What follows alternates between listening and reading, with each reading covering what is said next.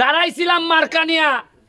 আমি একটা এমপি নির্বাচন করছিলাম, আমারে বলা হয়েছে আমি নাকি জারজ। এদেরকে বলতে চাই, দেখা যাও জারজে কি করে আর তোমরা কি করছো বাকি। আমার আমার ভালো লাগতেছে কি দিছি এইটার জন্য না, ভালো লাগতেছে 4 মাসের মধ্যে তোমাদের চেহারার সামনে আইসা দাঁড়াইছি তো 4 বার, 3-4 বার তো দেখছো এমপি রে।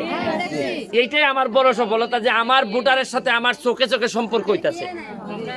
আগের এমপি তো বা আগের নেতাদেরকে তো বেশিরভাগ দেখাই যায় নাই।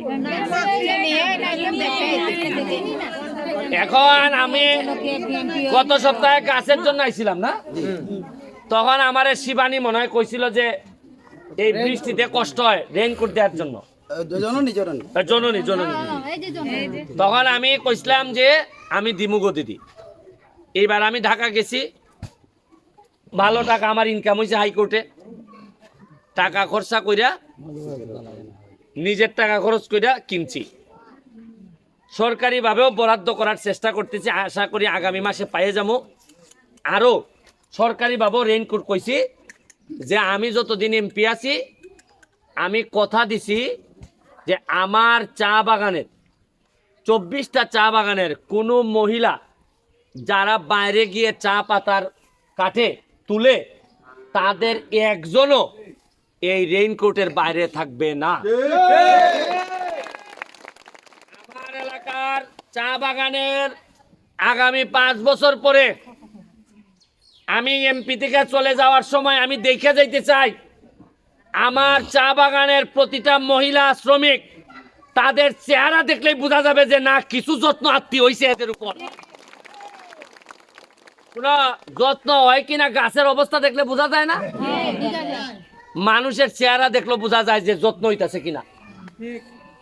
আমার যেভাবে আমি পাইছিলাম আমার চা বাগানের মহিলাদের 4.5 বছর পরে আমি রাইখা যাইতে চাই, এদের চেহারা দেখলেই যেন বোঝা যায় যে না এই গাছেরও কিছু চর্চা হয়েছে, এই কারণে এরা মাশাআল্লাহ এখন একটু ভালো অবস্থায় আছে। তোমরা বলছিলা রেইনকোটের জন্য, আমি অলরেডি 1000 রেইনকোট নিয়ে আইছি। বৃষ্টির সময় আমার ভিডিও পাঠাইছে, পরশুদিন দেখলাম এই চা পাতা এখান থেকে দিতেছে আর জোরই বৃষ্টি হইতাছে। কেউ কেউ দেখলাম পলিথিন লাগাইয়া হাঁটতেছে। পলিথিনে কি আর বৃষ্টি মানে?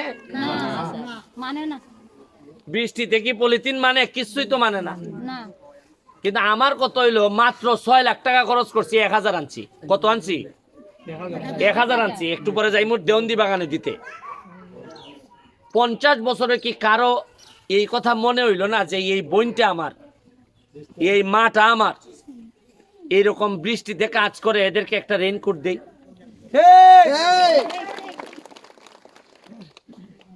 আর বক্তব্যের সময় তো বোঝা যায় যে সবচেয়ে খারাপ আমি, সবচেয়ে খারাপ। শুনেন, এই বক্তব্য দাঁড়াইছিলাম মার্কানিয়া। আমি একটা এমপি নির্বাচন করছিলাম, আমারে বলা হয়েছে আমি নাকি জারজ। এদেরকে বলতে চাই, দেখা যাও জারজে কি করে আর তোমরা কি করছো বাকি। বলছো আমার জন্মের মধ্যে অভিশাপ আছে, এইবার দেখে যাও অভিশাপ বলা, তোমাদের যে মুখে বলা অভিশাপ বলা ছেলে কত মানুষের শান্তির কারণ হইতেছে, এটা দেখে যাও তুমি। চা বাগানের লোকরা নেতৃত্ব দিবে একদিন, আমার বাচ্চার কাছে না, আমার ছেলের কাছে না, চা বাগানের বাচ্চাদের কাছে আমি ক্ষমতা দিয়ে যেতে চাই। মৃত্যুর আগে দেখে যেতে চাই চা বাগানের লোকরা নেতৃত্ব দিবে। এটা আমার একটা স্বপ্ন। যোগ্যতার ভিত্তিতে নেতৃত্ব দিবে। আর না বহুত হয়েছে, শুধু মহিলা ভাইস চেয়ারম্যান আপনাদের চা বাগান থেকে হয়েছে না? আমি চেষ্টা করে যাব আপনাদের ভাগ্য বদলের জন্য। আপনারা শুধু আমার জন্য আশীর্বাদ রাখবেন। আরো যারা যা ভবিষ্যতে আসতেছে, ভবিষ্যতে আমার ইচ্ছা আছে আপনাদেরকে বুটের ব্যবস্থা করা, পায়ে যে বুট, যারা আপনারা গাম বুট টাইপের, যেটা দিয়ে আপনারা এইভাবে পায়ের অবস্থাও তো খারাপ, বুট আমি চেষ্টা করতেছি চায়না থেকে আনা যায় কিনা, যে সবাই জুতা দিমু, জুতা দিয়ে যেন কাজের সময় আপনারা জুতা দেয়া বিদেশের মতো কাজ হইব, কোম্পানিতে কাজ করে। আরে তোমরা চিন্তা করো করে ভালো আলাপ না হইলে বিয়াই দিও না, কইও ব্যারিস্টার সুমন আমার এমপি। ভালো আলাপ তার আর বিয়া দিতাম না, কইলে বিয়া দিলাই মইতো না। এখন আমি তোমার এমপি, কোনো ভয় পাইবা না। পাতলা মারামারির দিন শেষ নে। আমার জন্য আশীর্বাদ রাখবা। আমি আমার মার কাছ থেকে যে দোয়া পাইছি, তোমরাও আমার মার মতো, তোমাদের কাছ থেকে আমি এই দোয়া নিয়ে এই পৃথিবী থেকে বিদায় নিতে চাই। এমপি হওয়া জীবনে সফলতা না, সফলতা হইলে এমপি না থাকলে পরে তোমরা যদি দৌড়াইয়া গিয়া বলো এই আমার সুমন ভাই আইছে, এটাই আমার জীবনের সবচেয়ে বড় সফলতা। তোমাদের রাস্তা ঘাট মন্দিরের জন্য কাজ চলতেছে, যা পারছে, খালি তোমাদের মন্দির না, কোনো চা বাগানের 24টা চা বাগানের কোনো মন্দিরের কাজ অসম্পূর্ণ থাকবে না। আমি আছি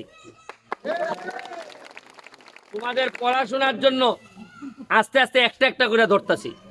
মাত্র 4 মাস হয়েছে, যাইতেই তো লাগে, 23টা বাগানে যাইতেই তো সময় লাগে।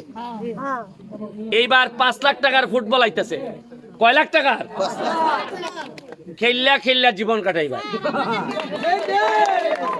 ভালো করে বানাই দেওয়া হইব, এটার মধ্যে গ্যালারি বানানো হইব, পাকা গ্যালারি। তোমরা পয়সা টাকা খাইবাই। এরপরে এখানে বাঙ্গা দেখছো নি রাস্তা কিভাবে ভাঙতেছে, এই ব্রিজ এগুলা বানাই দেওয়া হইব। এই আগামী সপ্তাহে কাজ ধরবো, ওই যে রাস্তার নিজামে কাজ ধরবো। এখানে স্বরূপ মেম্বার আছে, সবাই মিলেমিশে টাকা যা আসে সব তোমাদের জন্য। এবং তোমরা, আমার কাছে মনে হয়েছে যে আমি এই যে একটা ভোট তোমরা আমারে দিছিলাই, এইটা তোমাদের আমি চেষ্টা করবো এই এক ভোটের মাধ্যমে তোমাদের জীবনের ইতিহাস আমি পাল্টাই দিতে চাই। খালি তোমরা না, শ্রীমঙ্গল মৌলভীবাজারের যারা চা শ্রমিক ভাই বোনেরা আছে, এরাও কিন্তু ভিডিও দেখতেছে। এরাও কইব যে ব্যারিস্টার যদি রেইনকোট দিতে পারে তো তুমি দাও না কেন? এরার এমপিরে ধরবো। এই জন্যই অনেক এমপি আছে আমারে সহ্য করতে পারে না, কয় হালায় তো সব বুঝে বইলা দিতেছে রে। আমরা আগে গোপনে করতাম, এখন তো পারি না রে। তোমরা রেডি থাকো, যে কোনো সময় আমি খনি খাইমু, কারণ সহ্য হইতাছে না। এরার কত হইলো খালি পকেট মোটা হইব, সবাই না কিছু। তবে আমি তোমার যে বন্ধু বান্ধব আছে না, শ্রীমঙ্গল মৌলভীবাজার সিলেট আছে না, কানে ফোন করে কইবা তোরা রেইনকোট পাইছস না, আমরা এমপি তো রেইনকোট দিছে, দেখো না এরা লইয়া তোরা নি তুলাইব।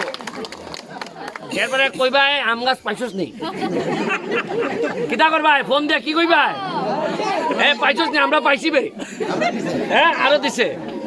এবারে কইবা গাম বুট পাইছস নি, বুট আইতাছে, জুতা। এরপরে যখন এরা কিচ্ছু পাইতো না, এরপরে জুতা উড়াই আমার পর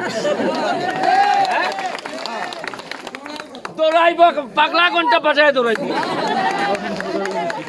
ঠিক আছে, আশীর্বাদ রইল। আর আমরা যারা পড়ছি আমরা এখান থেকে একটা ছবি তুলে লাইনি। আচ্ছা না, এটা তুলে লাইনি, এখান থেকে এইভাবে তুলে লাইনি। আইতো না, বালা আইতো না। আচ্ছা হ্যাঁ, না সেলফি না, এটা তো দেখা যায়। আচ্ছা আপনারা এই জায়গাটা খালি করেন, ওই যে 1 সেকেন্ড, ওই যে দাঁড়াও, উঁচা জায়গাটা আছে না, উঁচা জায়গাটা ওই ঘরের সামনে ড্রেস পরা তার আগে দাঁড়ায় যায় ওই জায়গায়।